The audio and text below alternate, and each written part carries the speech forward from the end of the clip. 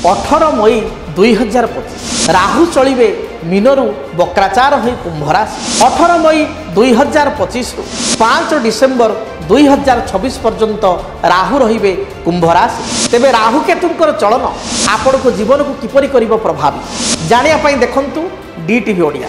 मेष ठारू मीन पर्यंत आपण मानक राशि राहु केतु चलन जानतु फलाफल देखंतु केवल डीटीवी ओडिया। देखिबा पई चैनल को सब्सक्राइब करंतु, आपण वीडियो को सर्च करंतु। राहु केतु संपर्क में निज राशि राहु केतु चलन एवं प्रभाव विषय रे आपण जानि परिबे। देखंतु राहु चलन केवल डीटीवी ओडिया। जय जगन्नाथ। मु ज्योतिर्विद डॉक्टर भवानी शंकर महापात्र आपण मानकु भाग्य दर्पण कार्यक्रम स्वागत जनाउछि। अनेक समय आमे देखू जे परिवार भाई सहित भाई संपर्क भल न थाए। परिवार धरतु दी भाई अच्छा दी भाई मध्य भल पड़ूना बा तीन भाई कि चारि भाई ता भीतर जड़े भाई सहित भल पड़ुची आउ दुई तीन भाई सहित भल पड़ूना। प्राय समय देखू भातृहेतुक बद अनेक परिवार वर्तमान देखा दूची लगी रही थाए। भाई सहित भाईर कलह लगी रहे। जन्म जातक आउ किछि परिवार देखू जे ग्रह स्थिति अनुसार भाई सहित भाईर सुसंपर्क मध्य थाए। भाई भाई मध्य जीवन दे थाए। भाई भाई मध्य त्याग करि थाए।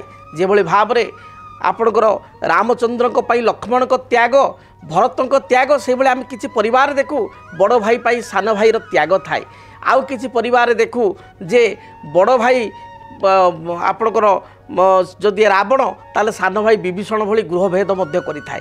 ये समस्या कौन पाई देखाई था, ये फरकटी जातक कौन पाई देखा दिए। प्रथम आम देखा भातृ विवाद कहीं होता है। जन्म जातक आमर जन्म कुंडली रे लग्नर तृतीय भाव थर्ड हाउस हूँ भातृर भाव भाईंकर भाव। जदि तृतीयाधिपति जातक नीच पापग्रह युक्त अस्त किंबा पापग्रह दृष्टि थाए ताले भातृहेतुक समस्या देखा दे थाए। भातृ कारक ग्रह होचंती मंगल। भाई कारक बा भातृ कारक ग्रह होचंती मंगल। मंगल जदि जातक बुध सहित युक्त होता है, मंगल जदि जातक राहु सहित युक्त हुए एवं ताको शनि देखी थाए, मंगल जदि जातक पापकर्तरी जगह पीड़ित होता है, मंगल जदि जातक अष्टम स्थान रे द्वादश स्थान रे किंबा षष्ठ स्थान रे थाई शनि राहु द्वारा बा केतु द्वारा जुति अर्थात युक्त होगा बा दुष्टे थाए। ए परिस्थिति रे देखा जाए भाई सहित भाईर संपर्क भल रहे नहीं। भातृहेतुक विवाद देखा दे थाए। ठीक तार विपरीत जदि जातक मंगल उच्च थाई गुरु दृष्टि रे, मंगल जदि जातक तृतीयाधिपति सहित युक्त हो बृहस्पति दृष्टि एवं तृतीयाधिपति होचंती जातक मित्र कारक मंगलकर मित्र ग्रह एवं लग्न पाई जगकारक ग्रह। ए परिस्थिति रे भाई सहित उत्तम संपर्क रही थाए। भाई भाई मध्य जीवन दे थाए। तेणु जन्म जातक तृतीय स्थान होची भातृस्थान एवं एकादश स्थान आम भातृ विचार करिपरिबा बड़ भाई ज्येष्ठ भ्राता। जदि आपण को बड़ भाई सहित संपर्क भल रहूना ताले एकादश भाव आपणकर अग्रज को आप ने। एकादश भाव जदि शुभग्रह थांती ताले बड़ भाई सहित संपर्क उत्तम रही थाए। से भली 3 बा 4 भाई ताले आपणकर एकादश होचंती बड़ भाई, तो आपणकर तृतीय स्थान होची अनुज बा सान भाई, तृतीय अर्थात आउ गोटे सान भाई जदि अच्छी 3 को मध्य आप कैलकुलेसन करें। जदि घरे भातृहेतु विवाद देखा दे थाए, गोटे कथार अच्छी जे क्षीर जदि खाई बसब घरे थी गाई आउ कोली जदि कर बसब संगे थी भाई। तेणु भाई हूँ भाईर बल। जदि परिवार भाई भाई सहित उत्तम संपर्क रही थाए ताले पारिवारिक जीवन सुखप्रद होता है।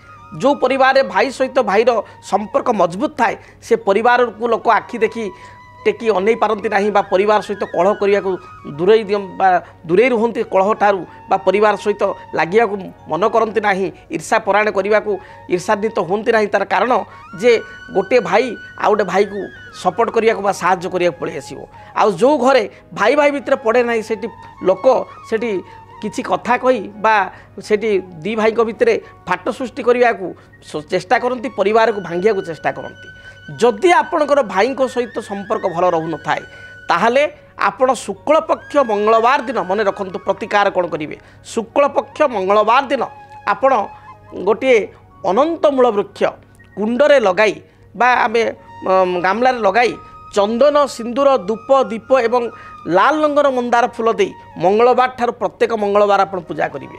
ମଙ୍ଗଳବାର ଗୁଡ଼ିକରେ ଆପଣ କୌଣସି ଚୌକିଦାର ଯେଉଁମାନେ ଚୌକିଦାର ଗ୍ରାମ ରକ୍ଷକ ବା ସିକ୍ୟୁରିଟି ଗାର୍ଡ଼ ଏମାନଙ୍କୁ ଆପଣ ଅତି କମ୍ରେ 500 ଗ୍ରାମ ବା 1 କେଜି ମସୁର ଡାଲି ଏବଂ କିଛି ଗୁଡ଼ ଆପଣଙ୍କର 500 ବା 250 ଗୁଡ଼ ଏବଂ ଆପଣଙ୍କର 1 କେଜି ବା 500 ଗ୍ରାମର ମସୁର ଡାଲି ତାଙ୍କୁ ପ୍ରଦାନ କରନ୍ତୁ।